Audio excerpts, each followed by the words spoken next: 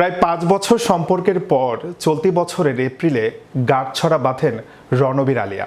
এরপর ভক্তদের চমক দিয়ে বিয়ের 2 মাসের মাথায় মা হতে যাওয়ার খবর জানান আলিয়া। অবশেষে গেল রোববার কন্যা সন্তানের জন্ম দেন এই অভিনেত্রী।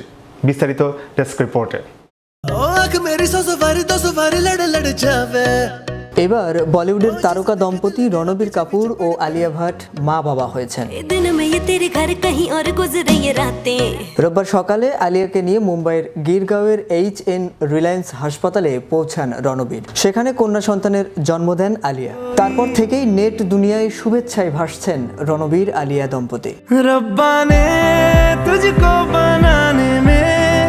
মা হওয়ার পর নিজের অনুভূতিও প্রকাশ করেছেন আলিয়া। সিংহ সিংহী ও তাদের শাবকের ছবি দিয়ে আলিয়া তার নিজের ইনস্টাগ্রাম অ্যাকাউন্টে লেখেন, আমাদের জীবনের সেরা খবরটা এলো, আমাদের সন্তান এসেছে। সে যেন এক আশ্চর্য মেয়ে। সদ্য অভিভাবক হয়ে আমরা শুভেচ্ছার বন্যায় ভাসছি। ईशा का मतलब जानते हो तुम? पार्वती। সবাইকে রণবীর আলিয়ার তরফ থেকে অনেক অনেক ভালোবাসা। আলিয়ার এই পোস্টের নিচে শুভেচ্ছা বার্তার ঝড় নেমেছে। অক্ষয় কুমার, সোনাম কাপুর, আনুষ্কা শর্মা, অনন্যা পান্ডে, নেহা ধুপিয়া, কৃতি শ্যানন, মৌনি রায়ের মতো তারকারাও শুভেচ্ছা জানিয়েছেন রণলিয়াকে। শাহরিয়ার আহমেদ, বিশ্ব বাংলা 24।